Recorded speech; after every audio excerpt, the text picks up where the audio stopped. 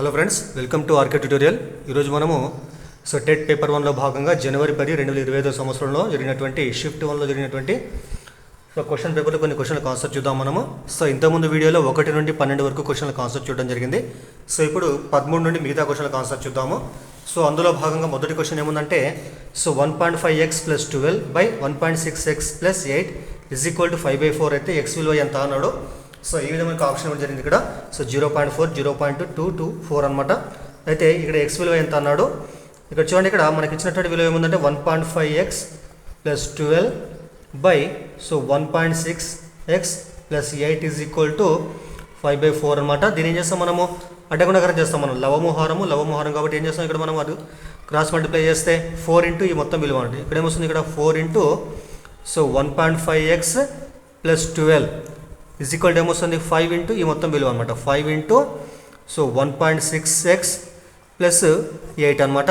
తర్వాత గుణిస్తే 4 into 1.5, 1.5 into 4 ఏమొస్తుంది, 1.5 ఇంటూ 4 15 4 60 కాబట్టి 6 పక్కల 0 వస్తుంది, అంటే 6 వస్తుంది అనమాట. 6x + 12 4 48 ఇక్కడ 1.6 ఇంటూ 5 16 80 అంటే 8.0 అంటే 8 వస్తుంది ఇక్కడ. 8x + 5 ఎంబుల్ 40 అనమాట. నెక్స్ట్ ఏం చేస్తాం మనము, చరరాశులని ఒకసారి తీసుకోపోతాం, మనం స్థిరరాశులు ఒకసారి తీసుకొస్తాం మనము. 8x పెద్దగా ఉంది, 6x చిన్నగా ఉంది. ఏం చేస్తాం మనము, 6x వదిలిపోతే -6x అనమాట. 48 అలాగే పెట్టేస్తాము. 48 ఈ 40 తొలగిస్తే -40 = 8x - 6x అనమాట. 48 - 40 ఎంత, 8 ఉంటుంది ఇక్కడ. 8 = 8x - 6x 2x అనమాట. x ఎంత, 8/2 అనమాట. 8/2 = x. 2 ఎక్కం 2 4 కాబట్టి x అంటే 4కి సమానం అవుతుంది అనమాట. x = 4కు సమానమైంది కాబట్టి ఇచ్చినటువంటి ఆప్షన్లలో 4th ఆప్షన్ 4 సమానం అవుతుంది. కాబట్టి x విలువ ఎంత అంటే 4కు సమానం అయింది అనమాట. నెక్స్ట్ మనం 14వ క్వశ్చన్ చూద్దాం మనము. 14వ క్వశ్చన్ ఏముందంటే 3.936 చదరపు మీటర్ల వైశాల్యం గల ఒక భవనం యొక్క నేల టైల్స్తో కప్పబడినది. ప్రతి టైల్ కర్ణములు 16 సెంటీమీటర్లు మరి 24 సెంటీమీటర్లు కలిగినటువంటి రాంబస్ ఆకృతిలో ఉన్నట్లయితే ఆ నేలను కప్పడానికి అవసరమైనటువంటి టైల్స్ యొక్క సంఖ్య ఎంత అన్నాడు. మీకు అందరూ తెలుసు ఆల్రెడీ. మనము మనం ఇల్లులో వేసేటువంటి మనం వేసేటువంటి నేలం అనేటువంటిది టైల్స్తో వేస్తూ ఉంటాము. ఆ టైల్స్ అనేవి మామూలుగా మనకు చతురస్రాకారం కానీ రాంబస్ ఆకారం కానీ ఉంటాయి. అయితే మనకి ఇచ్చినటువంటి లెక్కలు ఏముంది ఇక్కడ మనకి కర్ణం మనకి ఏంది, ఇక్కడ రాంబస్ ఆకారంలో ఉన్నాయి. ఆ రాంబస్ యొక్క కర్ణాలు ఏమున్నాయి ఇక్కడ 16 సెంటీమీటర్లు 24 సెంటీమీటర్లు అనమాట. అయితే మనకి ఇచ్చినటువంటి మొత్తం నేల యొక్క మొత్తం వైశాల్యం ఎంత ఉంది, 3.936 చదరపు మీటర్లు అంటే ఇక్కడ. మనకి నేల యొక్క వైశాల్యం మనకి ఏముంది, ఇక్కడ చదరపు మీటర్లలో ఉంది. కానీ మనకి ఇచ్చినటువంటి కర్ణాల పొడవులు ఏమున్నాయి, ఇక్కడ సెంటీమీటర్లలో ఉన్నాయి ఇక్కడ. కాబట్టి ఏం చేస్తాం మనము, రెండు వేరే వేరే ప్రమాణాలు ఉన్నాయి కాబట్టి ఏం చేస్తాం అంటే మనం ఒకే ప్రమాణాలకి మార్చుకుంటాం అనమాట. దానికంటే ముందు మీకు తెలియాలి, 1 చదరపు మీటరు అంటే అర్థమైంది. 1 చదరపు మీటర్ అంటే 1 మీటరు ఇంటూ 1 మీటర్ అనమాట. 1 మీటర్ ఇంటూ 1 మీటర్ అనమాట. ఇది గుర్తుపెట్టుకోండి. 1 చదరపు మీటర్ అన్న ఒకటే, 1 మీటర్ స్క్వేర్ అన్న ఒకటే అనమాట. 1 మీటర్ స్క్వేర్ అన్న ఒకటి, చదరపు మీటర్ అన్న ఒకటే. దాని అర్థమైంది 1 మీటర్ ఇంటూ 1 మీటర్ అనమాట. మరి 1 మీటర్ అంటే ఎన్ని సెంటీమీటర్లు చెప్పండి ఇక్కడ. 100 సెంటీమీటర్లకు సమానం అనమాట. 100 సెంటీమీటర్లు ఇంటూ ఇక్కడ 100 సెంటీమీటర్లు అనమాట. మరి 100 సెంటీమీటర్ ఇంటూ 100 సెంటీమీటర్లు ఎంత, 10,000 సెంటీమీటర్ ఇంటూ సెంటీమీటర్ స్క్వేర్ లేకపోతే చదరపు సెంటీమీటర్లకు సమానం అనమాట. ఇది మీరు గుర్తుపెట్టుకోవాలా. 1 చదరపు మీటర్ = 10,000 చదరపు సెంటీమీటర్లు ఆర్ సెంటీమీటర్ స్క్వేర్ అనమాట. ఇదనమాట. తర్వాత ఇంకోటి మీకు తెలియాల్సిన విషయం ఏంటంటే రాంబస్ యొక్క వైశాల్యం ఏంది, ఏంటంటే ½ ఇంటూ d1 ఇంటూ d2 అనమాట. ఇదేంటి ఇక్కడ d1 అంటే మనకి యాక్చువల్ రాంబస్ మనకి ఈ ఆకారం ఉంటుంది అనమాట. రాంబస్లో అన్ని భుజాలు సమానం ఉంటాయి. కానీ కర్ణాలు మాత్రం వేరే వేరే ఉంటాయి. ఎందుకంటే చతురస్రం లాగానే భుజాలు సమానం ఉంటాయి. కానీ చతురస్రంలో ప్రతి కోణం ఎంత అంటే 90 డిగ్రీలు. కానీ ఇక్కడ ఏంది, ఇక్కడ అన్ని కోణాలు 90 డిగ్రీలు ఉండవు ఇక్కడ. ఆపోజిట్ కోణాలు సమానం ఉంటాయి కాబట్టి ఈ రెండు సమానం ఉంటాయి అనమాట. కాబట్టి దీన్ని రాంబస్ అని అంటారు. ఈ కర్ణాలు అనమాట. ఇవి ఆ కర్ణాల పొడవులు d1 ఒకటి d2 అనుకుంటాం మనము. కాబట్టి రాంబస్ వైశాల్యం ఫార్ములా ఏమంటే ½ ఇంటూ d1 ఇంటూ d2 అనమాట. మరి లెక్క ప్రకారం రాంబస్ యొక్క కర్ణాలు ఏమున్నాయి, ½ ఇంటూ ఒక కర్ణం ఎంత ఉంది ఇక్కడ, 16 ఉంది. తర్వాత ఇంకో కర్ణం ఎంత ఉంది చెప్పండి, ఇక్కడ 24 ఉంది ఇక్కడ. 24 తర్వాత ఇక్కడ క్యాన్సిల్ చేద్దాం మనము. 2 ఎక్కం, తర్వాత 2 12 ఇక్కడ. మొత్తం మీద మనకి మిగిలింది ఏమిటి ఇక్కడ, 16 ఇంటూ 12 చదరపు సో సెంటీమీటర్. ఇది ఎందుకంటే ఒక రాంబస్ వైశాల్యం అనమాట. ఇది ఒక రాంబస్ వైశాల్యం అనమాట ఇది. అయితే మనకేం కావాలి మనకు? సో నేల యొక్క వైశాల్యం కావాలి మనకి. నేలపై మనకు పంచినటువంటి అన్ని రాంబస్లో సో ఒకే ఆకారం ఉన్నాయి కాబట్టి ఏం చేస్తాం మనము? మొత్తం నేల వైశాల్యాన్ని ఒక రాంబస్ వైశాల్యంతో భాగిస్తే వచ్చేది ఏమంటే మనకు ఆ యొక్క రాంబస్ల యొక్క సంఖ్య వస్తుంది అనమాట. సో రాంబస్ల యొక్క సంఖ్యను మనం ఏమనుకుంటాము? ఎన్ అనుకుంటే మనము so n is equal to ఏమొస్తుంది ఇక్కడ?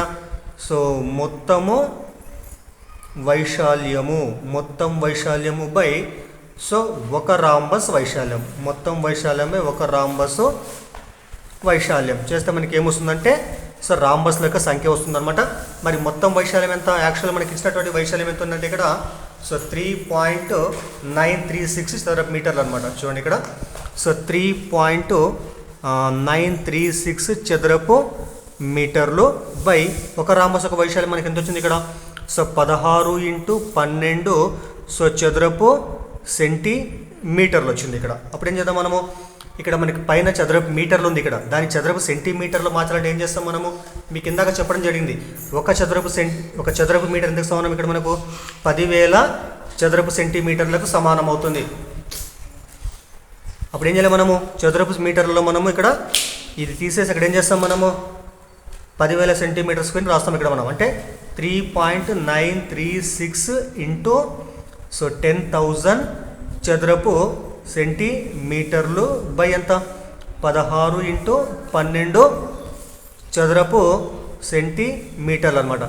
దీన్ని మనం ఇక్కడ పాయింట్ తర్వాత మనకి ఏమన్నా ఇక్కడ 3 అంకెలు ఉన్నాయి, ఇక్కడ మనకి 4 సున్నాలు ఉన్నాయి. ఏం చేస్తాం మనం? దీన్ని గుణిస్తే ఈ 3 సున్నాలకు ఈ మొత్తం దశాంశ భిన్నంపై మొత్తం మనకు సో పూర్తి విలువగా మారుతుంది. అంటే దశాంశ భిన్నంపై మనకు సాధారణ పూర్ణ సంఖ్యగా మారుతుంది. ఈ 3 సున్నాలకు ఈ పాయింట్ ఇద్దరికి వచ్చేస్తుంది, ప్లస్ ఒక సున్నాకు ఈ మొత్తం మారే విలువ ఏంటంటే 39,360గా మారుతుంది. బై ఎంతంటే సో 16 × 12 అనమాట. సో ఇప్పుడు క్యాన్సిల్ చేద్దాం మనము. సో 4 క్యాన్సిల్ చేద్దాం మనము. ఒక నిమిషం. సో చూడండి ఇక్కడ 16తో క్యాన్సిల్ చేద్దాం మనము. సో 16 ఇక్కడ. సో 16 ఇంట్లో ఎంత? 32 అనమాట. 16 ఇంట్లో 32 మనకి ఎంత ఉంటుంది ఇక్కడ? 39, 32 పోతే సో 7 ఉంటుంది. 7 పక్కల 3 వస్తే 73 కాబట్టి 16 4 64, 73లో 64 పోతే ఎంత? 9 ఉంటుంది. 9 పక్కల 6 వస్తే 96, 16 6 96, 16 0 0 ఇక్కడ. అప్పుడు మనకి మిగిలిన ఏంటంటే సో 2460/12 అనమాట. సో మళ్ళీ క్యాన్సిల్ చేద్దాం. 12 12 ఇంట్లో సో ఇక్కడ 6 ఉంది. 12లో 6 రాదు కాబట్టి 12 0 0 తీసుకుంటాం మనము. తర్వాత 6 పక్కల 0 వస్తే 60, 12 60 అనమాట. సో మనకు వచ్చిన మొత్తం విలువ ఏంటంటే 205 అనమాట. కాబట్టి సో 3.936 చదరపు మీటర్ల వైశాల్యం గల ఆ యొక్క నేలపైన మనము సో 16 × 24 సెంటీమీటర్ల కర్ణాల పొడుగులు ఉన్నటువంటి రాంబస్ల యొక్క సంఖ్య ఎంత కావాలంటే మనకు 205 కావాల్సి వస్తుంది. కాబట్టి సో మనకు option first option so 205 correct option అవుతుంది అనమాట. అయితే మీకు ఎక్స్ప్లెయిన్ చేయడం జరిగింది ఎంతగానో. ఎందుకోసం అంటే మనకు తెలియాలి చదరపు మీటర్ అంటే మనకి ఎన్ని అంటే 10,000 సెంటీమీటర్ స్క్వేర్కి సమానము. అదేవిధంగా రాంబస్ యొక్క వైశాల్యం ఈ విధంగా కనుక్కుంటాం మనము. కాబట్టి సో చాలా సింపుల్ కూడా చేయొచ్చు మనము. అయితే రాంబస్ యొక్క సంఖ్య అంటే మనకి ఇచ్చినటువంటి ఆ ఒక్కొక్క ఆకారం ఏ విధంగా ఉంటుందో వాటి సంఖ్య కావాలంటే ఏం చేస్తాం మనం? మొత్తం వైశాల్యాన్ని ఆ ఒక్క ఆకారం చేత ఆ ఒక్క ఆకారం యొక్క వైశాల్యం చేత భాగిస్తాం అనమాట. మనం సింపుల్గా చేయాలంటే మనం సో మొత్తం వైశాల్యం బై ఒక రాంబస్ వైశాల్యం చేస్తే మనకు వచ్చేది ఆన్సర్ అనమాట. కాబట్టి మనకు వచ్చిన ఆన్సర్ అంటే 205 అనమాట. ఇది ఆన్సర్ అవుతుంది. నెక్స్ట్ 10వ క్వశ్చన్ చూడండి. 10వ క్వశ్చన్ ఏమందంటే ఏ కొలతలతో త్రిభుజ నిర్మాణం సాధ్యం కాదు అన్నాడు. ఏ కొలతలతో త్రిభుజ నిర్మాణం సాధ్యం కాదంట. అయితే చూడండి సో ఏదైనా త్రిభుజం నిర్మించాలంటే మనం ఫర్ ఎగ్జాంపుల్ వీటి శీర్షాలు ఏబిసి అనుకుంటే ఒక త్రిభుజంలో 2 భుజాల పొడవుల మొత్తం ఖచ్చితంగా ఏం కావాలి మనకి? 3వ భుజం కంటే పెద్దదిగా ఉండాలన్నమాట. అంటే సో ఏబి ప్లస్ బీసీ కలిపితే ఏం కావాలి మనకి? ఏబి ప్లస్ బీసీ యొక్క విలువ గ్రేటర్ దాన్ సో ఏసీ కావాలన్నమాట, సిఏ ఉండాలన్నమాట. అదేవిధంగా బీసీ ప్లస్ సిఏ కలిపితే so BC plus CA is equal to ఏం కావాలి మనకి? గ్రేటర్ దాన్ ఏం కావాలి మనకి? సో ఏబీ కావాలన్నమాట. బీసీ ఏసీ కలిపితే మనకి ఎంత రావాలా? ఏబీ కంటే పెద్దగా ఉండాలి. అదేవిధంగా సిఏ ప్లస్ ఏబీ కలిపితే ఏం కావాలి మనకు? బీసీ కంటే పెద్దగా ఉండాలంట. అంతే అర్థమైంది. ఇక్కడ ఒక త్రిభుజంలో 2 భుజాల పొడవుల మొత్తం ఖచ్చితంగా 3వ భుజం కంటే కూడా పెద్దదిగా ఉండాలి. అప్పుడే మనం త్రిభుజాన్ని నిర్మించగలం అనమాట. అయితే ఇక్కడ మనకు సో 6, 8, 7 వచ్చినాడు. ఇక్కడ ఇందులో మనం 6 + 8 కూడితే మనకి ఎంత వస్తుంది? 14 వస్తుంది. అంటే 14 ఏమవుతుంది? ఇక్కడ 7 కంటే కూడా పెద్దది. అదేవిధంగా 8 + 7 కూడితే మనకి ఎంత వస్తుంది? 15 వస్తుంది. 15 ఏమవుతుంది? 6 కంటే కూడా పెద్దది అనమాట. అదేవిధంగా 7 + 6 కూడితే మనకి ఏమొస్తుంది? 13 వస్తుంది. అది కూడా మనకు 8 కంటే కూడా పెద్దది. కాబట్టి దీంతో త్రిభుజాన్ని నిర్మించవచ్చు. అయితే మనము ఆప్షన్ 1, 2, 3 ఈ మూడింటితో మనము త్రిభుజాన్ని నిర్మించవచ్చు, ఎందుకంటే ఈ కండిషన్ అవి పాటిస్తున్నాయి. కానీ సో 4th ఆప్షన్ ఏదైతే ఉంటుందో 4 + 8 ఇంత మనకి ఇక్కడ సో 12 అవుతుంది. 12 > 4 అవుతుంది. అదేవిధంగా 8 + 4 కూడా 12 అవుతుంది. అది కూడా ఈ 4 కంటే పెద్దది అవుతుంది. కానీ 4 + 4 ఎంత అయిపోయింది 8 అవుతుంది. ఈ 8కి సమానం అవుతుంది అది, కానీ సో దానికంటే పెద్దది కావడం లేదు. కాబట్టి ఇది మనకు ఇచ్చినటువంటి క్వశ్చన్కు ఆన్సర్ అవుతుంది. కాబట్టి దీంతో త్రిభుజాన్ని మనం నిర్మించలేము. కాబట్టి ఇది మనకు కరెక్ట్ అయినటువంటి ఆప్షన్ అవుతుంది, 4th ఆప్షన్ అనమాట. సో తర్వాత 16వ క్వశ్చన్ చూడండి. 16వ క్వశ్చన్ ఏముందంటే, ఒక వృత్త వైశాల్యము 38.5 చదరపు సెంటీమీటర్లు అయినా దాని అర్ధవృత్త పరిధి ఎంత అని ఇక్కడ. సో ఒక వృత్తం యొక్క వైశాల్యం ఎంత ఉందంటే 38.5 చదరపు సెంటీమీటర్లు అంట. అయితే అర్ధవృత్తం యొక్క పరిధి ఎంత అన్నాడు, మీకు తెలుసు ఆల్రెడీ. సో ఇది మనం వృత్తంగా తీసుకుంటే సో ఈ వృత్తం లోపలి ప్రాంతాన్ని వైశాల్యం అని అంటారు. ఇందులో మనం గీచేటువంటి యొక్క కేంద్రం ఇక్కడ ఉంటుంది. సో కేంద్రం కింద గీచినటువంటి యొక్క జాన్ ఏమంటారంటే సో వ్యాసం అని అంటారు అనమాట. ఈ కేంద్రం నుండి వృత్త పరివృద్ధి వరకు ఉండే దూరాన్ని ఏమంటారు దీన్ని సో వ్యాసార్థం అని అంటారు. సో సరే పెద్ద గీస్తే ఇక్కడ కొద్దిగా మీకు. సో ఇది మనకు మామూలుగా వృత్తం అనమాట. ఇది కేంద్రం తీసుకుంటాం మనం. కేంద్రం నుండి ఇక్కడ వృత్త పరిధి వరకు గీచే దూరాన్ని ఏమంటారు దీన్ని సో వ్యాసార్థం అని అంటారు. అలా కాకుండా సో ఇక్కడ సార్ ఇదే ఇక మనకి ఇక్కడ సో ఇక్కడ నుంచి ఇక్కడ ఉండేదాన్ని వ్యాసార్థం అంటారు. మళ్ళీ ఇక్కడ నుంచి ఇక్కడ దాకా ఉండే దూరాన్ని ఏమంటారు వ్యాసం అని అంటారు. సో దీన్ని డీతో సూచిస్తాం అనమాట. సో దీన్ని అర్ధవృత్తంగా మలిస్తే ఈ ఇది అర్ధవృత్తం అనమాట. సో ఈ భాగము ఈ యొక్క సో పెద్ద జా ఇక్కడ తర్వాత సార్ జా కాదు ఇది చాపం అనమాట. ఈ చాపం తర్వాత ఈ యొక్క వ్యాసం ఈ రెండు కలిపితే ఈ యొక్క ఏమంటుంది చాపం, ఈ అర్ధచాపము ప్లస్ తర్వాత ఈ యొక్క వ్యాసం రెండు కలిపితే ఏమంటారంటే ఈ అర్ధవృత్తం యొక్క పరిధి అంటారు అనమాట. అయితే మనకి ఇచ్చినటువంటి దాని ప్రకారం ఏముంది ఇక్కడ సో వృత్తం యొక్క వైశాల్యం ఎంత ఉంది ఇక్కడ 38.5 అనమాట. మరి వృత్త వైశాల్యం ఫార్ములా అయింది πr² అనమాట. సో వృత్త వైశాల్యం πr² ఎంత సో 38.5 అనమాట. దీని నుంచి ఏం కావాలి మనకి r కావాలి మనకి. మరి π అంటే ఎంత సో π అంటే ఇది కరణీయంగా దీన్ని మనం 22/7గా రాసుకుంటాం మనము. సో π = 22/7 ఇక్కడ ఇంటూ పెట్టుకుంటే ఏం లేకుంటే r² ఎంత 38.5 అనమాట.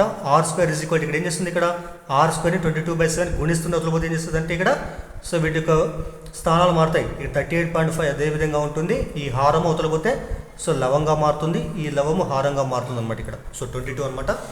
సో వీటిని మళ్ళీ క్యాన్సల్ చేస్తే మనము సో 11 ఎక్కడ తీసుకుందాం మనము. సో 11 × 22 11 × 33 ఇక్కడ 5 ఉంటుంది ఇక్కడ. అయితే పాయింట్ ఉంది కాబట్టి పాయింట్ పెడతాం మనము. 11 5 సో 55 అనమాట. కాబట్టి మనకు వచ్చే విలువ ఏంటంటే r² 3.5 ఇంటూ ఎంత ఉంది ఇక్కడ 7/2 అనమాట. మళ్ళీ r² 3.5 ఇంటూ 7/2 అంటే అంటే అర్థమైంది ఇక్కడ 7లో సగం అంటే ఎంత 3.5 వస్తుంది. కాబట్టి ఇది కూడా సో 3.5 రాసుకుంటాం మనం. కాబట్టి సో r² ఏమొచ్చింది మనకి 3.5 ఇంటూ 3.5 అంటే ఎంత సో 3.5 స్క్వేర్ రాసుకుంటాము. సో ఇక్కడ మనం ఇరువైపులా స్క్వేర్ క్యాన్సల్ చేస్తే మనకు వచ్చేదంటే r సో 3.5 సెంటీమీటర్స్ అనమాట. అంటే ఈ వృత్తం యొక్క వ్యాసార్థం అనమాట. ఈ యొక్క వృత్తం యొక్క వ్యాసార్థం ఎంత అంటే మనకి ఎంత వచ్చింది చెప్పండి ఇది సో 3.5 రావడం జరిగింది. అంటే ఇక్కడ కేంద్రం తీసుకుంటే మనము సో ఇక్కడ నుంచి దూరం ఎంత అంటే 3.5 అనమాట. మరి ఇక్కడ నుంచి దూరం ఎంత ఇది కూడా మనకు సో 3.5. సో మొత్తం పొడవు ఎంత అంటే 3.5 + 3.5 మొత్తం ఎంత 7 అవుతుంది. సో వ్యాసం ఎంత అంటే 7 అవుతుంది అనమాట. సరే అర్ధవృత్తం యొక్క పరిధికి ఫార్ములా ఏంది సో వృత్త పరిధికి ఫార్ములా అర్ధవృత్త పరిధి ఫార్ములా ఏమంటే సో యాక్చువల్గా వృత్త పరిధికి ఫార్ములా 2πr అనమాట. మరి అర్ధవృత్త పరిధికి ఫార్ములా ఏమంటే 2 తీసేస్తాం మనము. πr ప్లస్ ఈ యొక్క వ్యాసం ఏదైతే ఉంటుందో అది కలపాలి మనం. సో ఈ వ్యాసం అంటే అర్థమైంది ఇక్కడ 2r రాసుకుందాం మనం. సో 2r అన్న d అన్న రాసుకుంటాము, 2r రాసుకుందాము. అయితే π అంటే మనకి ఎంత వచ్చింది సో 22/7 ఇంటూ r అంటే ఎంత so 3.5 plus 2r 2 into r అంటే ఎంత సో 3.5 అనమాట.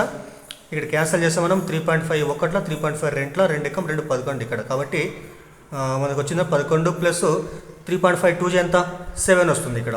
3.5 రెంట్ల 7 కాబట్టి మొత్తం ఎంత 18 ఇక్కడ. కాబట్టి సో అర్ధవృత్తం యొక్క పరిధి ఎంత అంటే 18 చదరపు సెంటీమీటర్లు. ఇది సెంటీమీటర్లు మాత్రమే, కేవలం వైశాల్యానికి మాత్రమే చదరపు సెంటీమీటర్లు వస్తుంది. కాబట్టి సెకండ్ ఆప్షన్ 18 కరెక్ట్ ఆప్షన్ అవుతుంది అనమాట. తర్వాత 17 క్వశ్చన్ చూడండి ఏమున్నది ఇక్కడ. అంక మధ్యమము 7 మధ్యగతం 8 కలిగి ఉండి బాహుళకం లేని ఎన్ని 3 ధనపూర్ణ సంఖ్యల వేర్వేరు సమితులు ఉంటాయని ఇక్కడ చూడండి. ఇక్కడ అంక మధ్యమం 7 అంట, మధ్యగతం 8 అంట. అయితే సో బాహుళకం లేదంట. బాహుళకం లేనటువంటి ఎన్ని 3 ధనపూర్ణ సంఖ్యల వేర్వేరు సమితులు ఉంటాయని ఇక్కడ. అయితే గుర్తుపెట్టుకోండి మీరు. సో మధ్యగతం అంటే ఏంది సో సార్ దానికంటే ముందు చూడండి, ఇక్కడ మనకు కావాల్సిన ఏం కావాలి, ఇక్కడ మనకు 3 ధన పూర్ణ సంఖ్యలు కావాలి మనకి. అంటే సో 3 కూడా పాజిటివ్ ఇంటీజర్సే కావాలి మనకు. సో 3 ధనపూర్ణ సంఖ్యలే కావాలి, అది మీరు గుర్తుపెట్టుకోండి ఫస్ట్. దాని తర్వాత మధ్యగతం అంటే ఏంటి, ఒక దత్తాంశంలోని రాశులను ఆరోహణ క్రమంలో కానీ అవరోహణ క్రమంలో కానీ రాస్తే మధ్యలో చివరి మధ్యగతం అని అంటారు. అంటే ఈ 3 ధనపూర్ణ సంఖ్యలు ఏవైతే ఉంటే దాంట్లో ఏముంటుంది, 8 మధ్యలో ఉంటుంది అనమాట ఇక్కడ. సో దానికి ఎడమవైపు ఒకటి కుడివైపు ఒకటి విలువలు ఉంటాయి అనమాట. అంటే 8 కంటే చిన్నది ఒకటి 8 కంటే పెద్దది ఒక విలువ కలిగి ఉండాలి ఖచ్చితంగా. తర్వాత సో వాటి అంకమత్యం ఎంత చెప్పండి, ఇక్కడ 7 అంట, కానీ భావళకం లేదంట. అయితే చూడండి, ఈ 3 ధనపూర్ణ సంఖ్యల్లో ఒకటేమో ఏ అనుకుందాం మనం, ఒకటేమో బి అనుకుందాము, ఇంకోటేమో సో 8 అనుకుందాం మనం. సో ఈ 3 ధనపూర్ణ సంఖ్యలు ఒక సంఖ్య అంతా ఇక్కడ 8కి సమానమైంది ఇక్కడ. ఇంకోటి ఏమంటే ఏబి అనుకుందాం. అయితే కండిషన్ ఏంది ఇక్కడ, సో 8 మధ్యగతం కంటే ఏం కావాలి మనకి, so A less than 8 less than B కావాలా. అంటే 8 అంటే ఎట్లా ఉండాలి మనకి, ఏ బిలో మధ్యలో ఉండాలన్నమాట. సో ఏ 8 కంటే చిన్నది, బి 8 కంటే పెద్దది అనమాట. ఇవి మనకి ఇచ్చినటువంటి 3 విలువలు అనమాట. దాని తర్వాత వీటి అంకమధ్యం ఎంత అన్నాడు, అంకమధ్యం అంటే అర్థమైంది సగటు, అంటే రాశుల మొత్తమే రాశుల సంఖ్య. సో ఇది ఎక్స్ బార్ మనకి ఇచ్చింది ఇక్కడ వాడు. సో ఈ 3 రాశులు కాబట్టి ఏం చేస్తాం మనము, ఏ ప్లస్ బి ప్లస్ 8 బై రాశుల మొత్తంపై రాశుల సంఖ్య ఈజ్ ఈక్వల్ టు సగటు. కాబట్టి మనకి ఇచ్చిన సగటు ఎంత ఉంది ఇక్కడ, సో 7 ఉంది. 7కు సమానం చేస్తే అప్పుడు మనకు వచ్చే విలువ ఉందంటే so a plus b plus 8 is equal to, ఇక్కడ గుణిద్దాం మనం 3 ఏళ్ళ so 21. This implies a plus B is equal to 21. ఎలా అయితే ఉంటుంది, 8 ఎక్కడ పోతే ఏమవుతుంది, -8 అవుతుంది. That implies so a plus B is equal to 21 - 8 ఎంత చెప్పండి, ఇక్కడ 13 వస్తుంది ఇక్కడ. అంటే ఏ ప్లస్ బి విలువ మనకు మొత్తం మనకు 13కు సమానం అవుతుంది అనమాట. మరి A plus B is equal to 13 అయ్యే విధంగా మనం తీసుకున్న ధనపూర్ణ సంఖ్యలో తీసుకుందాం, మనమే తీసుకుందాం మనం. ఫర్ ఎగ్జాంపుల్ ఏ 1 అయితే అప్పుడు బి ఎంత కావాలి చెప్పండి, 13 అయ్యే విధంగా సో 12 కావచ్చు. అంటే 1 + 12 = 13 కావచ్చు. తర్వాత అదేవిధంగా ఏ 2 తీసుకుంటే 2 + సో 11 తీసుకోవచ్చు, 3 + 10 తీసుకోవచ్చు. దాని తర్వాత 4 + 9 తీసుకోవచ్చు, 5 + 8 తీసుకోవచ్చు. తర్వాత 6 + 7 తీసుకోవచ్చు. మళ్ళీ 7 తీసుకుంటే 6 మళ్ళీ ఇదే వస్తుంది, తీసుకోవాల్సిన అవసరం లేదు మనం. అయితే ఇక్కడ చూడండి, ఇక్కడ అంటే ఏ అనేది 1 కావచ్చు, బి 12 కావచ్చు, సో ఏ 2 కావచ్చు, బి 11 కావచ్చు, ఏ 3 కావచ్చు, బి 10 కావచ్చు అనమాట.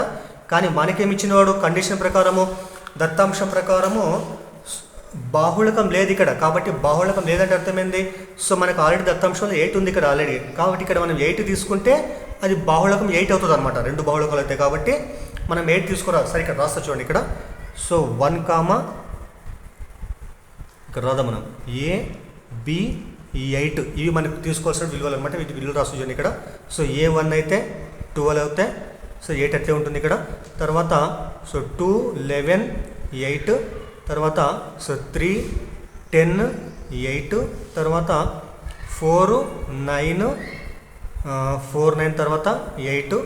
కానీ ఇక్కడ 5 8 8 6 7 8.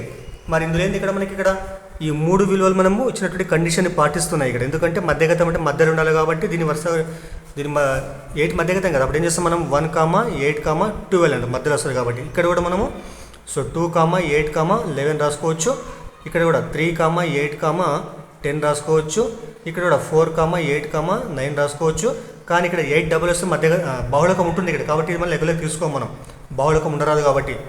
సో ఎక్కువ సార్లు వచ్చే రాశిని బాహుళకం అంటారు కాబట్టి మనకి ఎక్కువ సార్లు రాదు కాబట్టి బాహుళకం లేదు కాబట్టి తీసుకోం మనం. తర్వాత 6 7, ఇక్కడ 6 7 8 రాస్తే మనకి ఏమవుతుంది, ఇక్కడ ఇలా రాస్తే మనకు మధ్య విలువ 7 అవుతుంది ఇక్కడ. అంటే దానికి మధ్యగతం ఎంత కావాలి మనకి, 7 కావాలి. కానీ మనకి లెక్క ప్రకారం ఏముంది, ఇక్కడ మధ్యగతం 8 ఉంది కాబట్టి సో 6 మధ్యలో 8 రాస్తే పక్కన 7 రాస్తే అది కండిషన్ పాటించదు. ఎందుకంటే 8 ఏం కావాలి మనకి, 8 అనేటువంటిది మధ్యలో ఉండాలి మనకి. అంటే 8 మధ్యలో రాస్తే 7 చిన్న విలువ అవుతుంది అన్నమాట, లెక్కలోకి తీసుకోము అది కూడా మనం. కాబట్టి ఇది కూడా మనకు కండిషన్లో పాటించదు. కాబట్టి సో 1 2 3 4 కాబట్టి మనకు వచ్చేటువంటి మొత్తం సమతుల్య సంఖ్య ఎంత మనకు 4 ఉన్నాయి ఇక్కడ మనకి. కాబట్టి సో ఈ కండిషన్లు పాటించేటువంటి మొత్తం సమతుల్య సంఖ్య ఎంత అంటే, సమతుల్య యొక్క సంఖ్య ఎంత అంటే 4 అనమాట. కాబట్టి సెకండ్ ఆప్షన్ కరెక్ట్ ఆప్షన్ అవుతుంది అనమాట. నెక్స్ట్ 18వ క్వశ్చన్ చూడండి. ఏమిటి ఇక్కడ, క్రింది వాటిలో సరైన వాక్యాన్ని గుర్తించండి. క్రింది వాటిలో సరైన వాక్యాన్ని గుర్తించండి. సో 9⁻³ గ్రేటర్ దాన్ 7⁴ అనమాట. మరి ఫస్ట్ ఏం చేస్తాం మనం, 9³ 9⁻³ యొక్క విలువ ఎంతంటే సో ఇది 729కి సమానం అవుతుంది అనమాట. గ్రేటర్ దాన్ మరి 7⁴ అంటే అర్థమైంది 7 × 7 × 7 × 7 4 టైమ్స్ అనమాట. సో వాటి విలువ ఎంతంటే సో 2401కి సమానం అవుతుంది అనమాట. కాబట్టి 729 అనేటువంటిది 2401 కంటే ఎప్పుడు కూడా పెద్దది కాదు. కాబట్టి సో ఇది తప్పు ఇది. సో ఇది మనకు సరైనటువంటి ఆన్సర్ కాదనమాట, సరైన వాక్యాన్ని ఇక్కడ. సో తర్వాత 4⁻³ 4³ అంటే ఎంత? సో 4 × 4 × 4 64 వస్తుందన్నమాట. సో గ్రేటర్ దాన్ సో 3/4 అంటే ఎంతకు సమానము? సో 81 అనమాట. 64 కూడా 81 కంటే ఎప్పుడు పెద్దది కాదు, కాబట్టి ఇది కూడా మనకు రాంగ్ ఆన్సర్ అవుతుందన్నమాట. అదేవిధంగా తర్వాత 12⁻² అంటే ఎంత? 144. ఇక్కడ 12 × 12 144 వస్తుంది. సో లెస్ దాన్ 5³ అంటే ఎంత వస్తుంది? 125 వస్తుంది ఇక్కడ. సో 12² లెస్ దాన్ 5⁻³ అనమాట. 144 సో 125 కంటే చిన్నది కాదు. అదేవిధంగా ఇది కూడా రాంగ్ కండిషన్ అనమాట. 2⁸ అంటే ఎంత? 2 ఏం చేయాలి మనం? 8 టైమ్స్ గుణించాలి. 2 × 2 × 8 అనమాట. సో అప్పుడు మనకు వచ్చే విలువ ఏంటంటే 256 అనమాట. ఇక్కడ ఏముంది? ఇక్కడ గ్రేటర్ దాన్ 6³ అంటే ఎంత? 6 × 6 × 6 దాని విలువ ఏంటంటే 216కి సమానం అవుతుంది అనమాట. కాబట్టి ఇది మనకు సరైనటువంటి కండిషన్.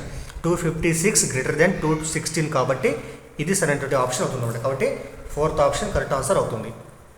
సో నెక్స్ట్ 19వ క్వశ్చన్ చూడండి. 19వ క్వశ్చన్ ఏమంటే క్రింది వాటిలో 2 కర్ణాల కొలతలు ఇచ్చినప్పుడు నిర్మించగల చతుర్భుజాలను గుర్తించండి అని ఇక్కడ. ఫస్ట్ ఏముంది? రాంబస్. సెకండ్ ఏముంది? దీర్ఘచతురస్రము. సి ఏముందంటే చతురస్రం ఉంది ఇక్కడ. ఏ అంటే రాంబస్, బి దీర్ఘచతురస్రం, సి ఏముంది ఇక్కడ? చతురస్రం అనమాట. కేవలం 2 కర్ణాల కొలతలు ఇచ్చినప్పుడు మాత్రం గీయగలిగేటువంటి చతుర్భుజాలు ఏమిటి అంటే సో రాంబసు తర్వాత చతురస్రం అనమాట.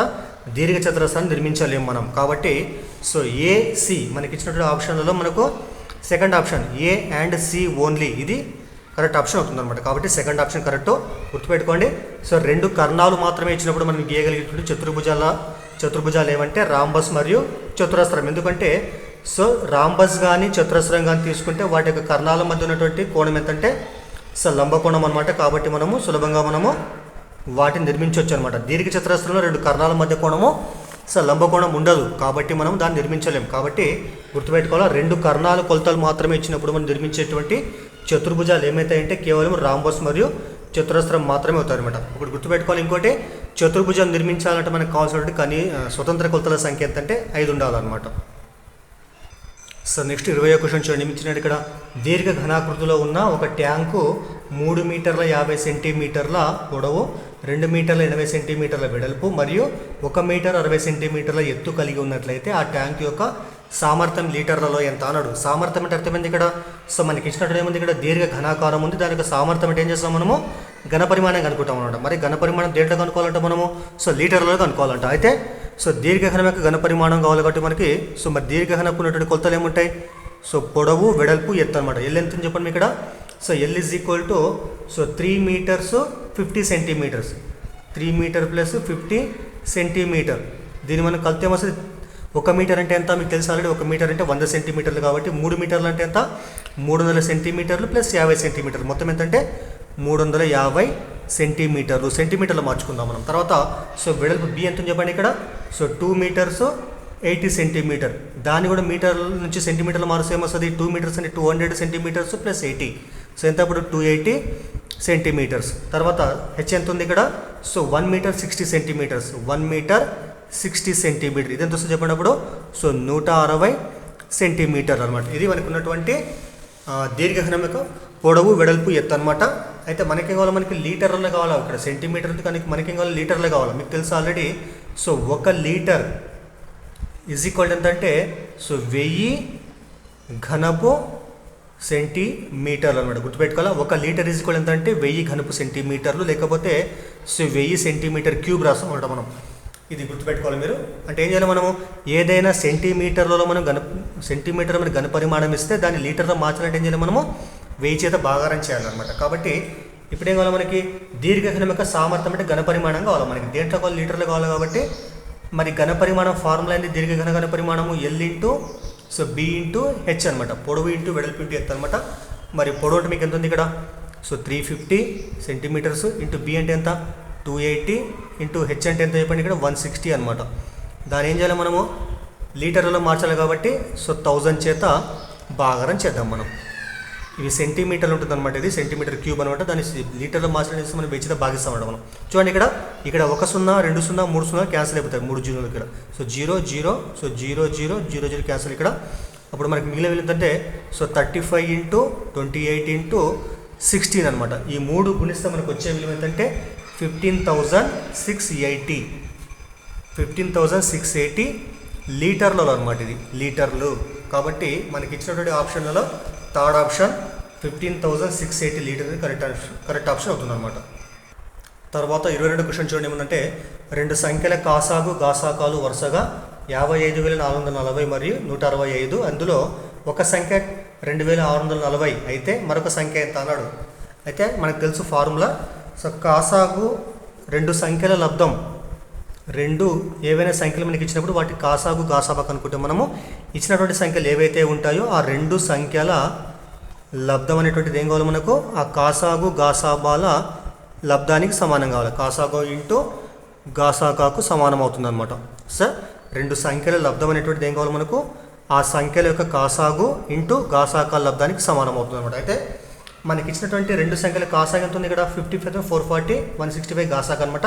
అందులో ఒక సంఖ్య ఎంత 2640 అనమాట. కాబట్టి 2 సంఖ్యల లబ్ధం అంటే ఏం చేద్దాం మనము.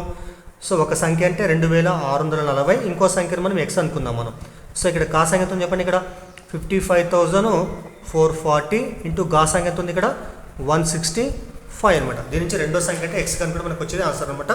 సో ఇది తర్వాత ఏం చేస్తుంది భాగిస్తుంది కాబట్టి ఎక్స్ ఈజ్ ఈక్వల్ టు 50. సరే ఇక్కడ 0 0 క్యాన్సిల్ చేద్దాం మనం డైరెక్ట్ మనము. సో 0 0 క్యాన్సిల్ అయితే మనకి ఏముంటుంది అప్పుడు 5544 5544 ఇంటూ సో 165 బై ఇంత 264 అనమాట. క్యాన్సిల్ చేద్దాం మనం, 3 ఎక్కని తీసుకుందాం మనం. సో 3 5ల 15 ఇక్కడ 1 ఉంటుంది 5 కాబట్టి 15 మళ్ళీ 3 5ల 15 ఇక్కడ కూడా. సో 3 ఎంబుల్ 24 మళ్ళీ 2 24 మళ్ళీ 3 ఎంబుల్ 24 అనమాట. ఇక్కడ మళ్ళీ 55 కాబట్టి సరే ఇక్కడ రాస్తూ చూడండి. X is equal to 5544 into 55 by 88 ఉంది. మళ్ళీ క్యాన్సిల్ చేస్తే 11 5లు 55.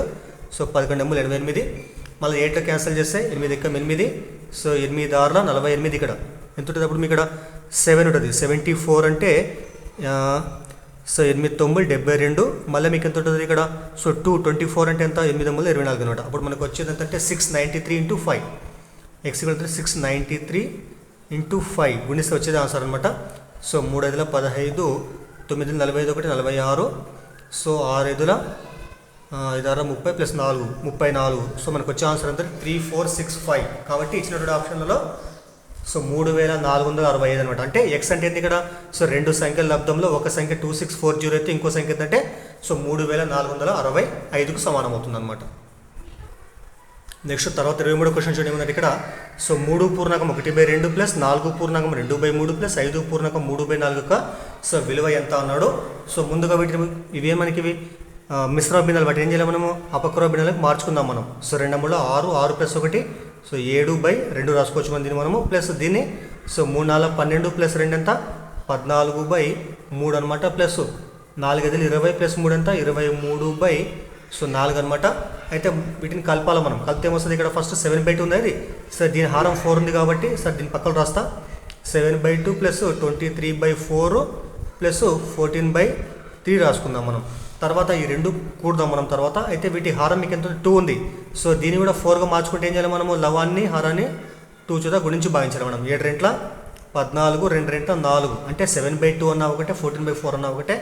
ప్లస్ ఎంత 23/4 ప్లస్ ఎంత ఉంది ఇక్కడ 14/3 అంటే రాద్దాం మనం. తర్వాత ఇక్కడ రెండింటి హారాలు సేమ్ ఉంటే ఏం చేస్తాం మనము కాసాకు కట్టుకుని డైరెక్ట్ మనము 4 రాసుకుంటాం. తర్వాత లవాలు కలపాలి. 14 ప్లస్ 23 ఎంత వస్తుంది చెప్పండి 37 వచ్చింది ఇక్కడ 37. వీటి మొత్తం ఎంత అంటే 37/4 ప్లస్ ఎంత ఇక్కడ 14/3 ఉంది ఇక్కడ. ఇప్పుడు వీటి కాసాకు కడదాం మనం. సో 4 ముళ్ళ 12. సో 37 ఎంత వస్తుంది చెప్పండి 37 సో 111 వచ్చింది. 4 14ల ఇడంతా 4 14ల సో 56. 2 కలిపితే మనకు వచ్చే విలువ ఏంటంటే సో 167/12. ఇది మనకు వచ్చిన ఆన్సర్ అనమాట. కానీ ఆప్షన్లో మనకి ఏముంది ఇక్కడ ఆన్సర్లలో సో మిశ్ర భిన్నం ఉంది. నెక్స్ట్ ఏం చేయాలి వీటిని వల్ల మనము మిశ్ర భిన్నంగా మారుద్దాం మనం. అంటే లవాన్ని హారంతో భాగించాలి.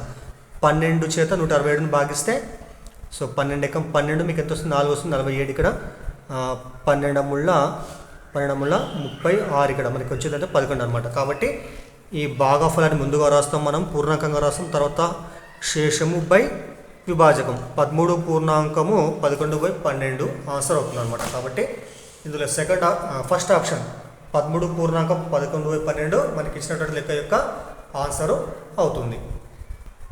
తర్వాత 24వ క్వశ్చన్ చూడండి ఏమని ఇచ్చినాడు ఇక్కడ. ఒక సంఖ్య యొక్క 8వ వంతు ఆ సంఖ్య యొక్క 11వ వంతు కంటే 69 ఎక్కువ అంట. అయితే ఆ సంఖ్య ఎంత అన్నాడు.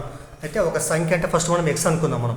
సో మళ్ళీ ఏం కావాలి మనకి, ఎక్స్లో 8వ వంతు కావాలి మనకి. ఏం చేస్తాం, x/8 కావాలి మనకి. x/8 ఏం కావాలి, ఎట్లుంది ఇది, ఆ సంఖ్య యొక్క 11వ వంతులో గుర్తుపెట్టుకోండి. కావాల్సిన సంఖ్య ఫస్ట్ ఎక్స్ అనుకుందాం మనము. ఎక్స్లో ఎంత ఇక్కడ మనకి 8వ వంతు అంటే ఏం చేస్తాం మనము, వంతు అంటే భాగించాలి మనం. కాబట్టి x/8 అనమాట. రెట్ అంటే ఏం చేయాలి మనం, రెట్లు అంటే గుణించాలి గుర్తుపెట్టుకోండి. సో x/8 అంటే ఎక్స్లో 8వ వంతు ఏం కావాలి చెప్పండి. సో x/11వ వంతు ఏదైతే ఉంటుందో దానికంటే ఎంత ఎక్కువ ఉంది, 69 ఎక్కువ. అంటే అర్థమైంది, x/11 మనం 69 కలిపితే వచ్చే విలువ ఏం కావాలి మనకు, x/8కి సమానం అవుతుంది అనమాట. ఇది కండిషన్ అనమాట. మళ్ళీ ఇతరులకు వస్తే ఏమవుతుంది, అది x/8 మైనస్ x/11 అంటే 69 అనమాట. వీటికి కాసాగు 8 11 11 88 అంటే గుణకారం 11 × x 11x minus 8 × x 8x 69 అనమాట. ఇక్కడ 11x మైనస్ 8x ఎంత, 3x 3x/88 69 అనమాట. దట్ ఇంప్లాయిస్, సో మళ్ళీ 3x ఎట్లా పెడతాం మనం, ఇతరులకు ఏం చేస్తుంది, అది గుణిస్తుంది. 69 × 88 3 ఎక్కడ పోతే ఏం చేస్తుంది, భాగిస్తుంది. కాబట్టి సో x ఎంత అంటే 69 × 88/3 ఇక్కడ మళ్ళీ క్యాన్సల్ చేద్దాం మనము.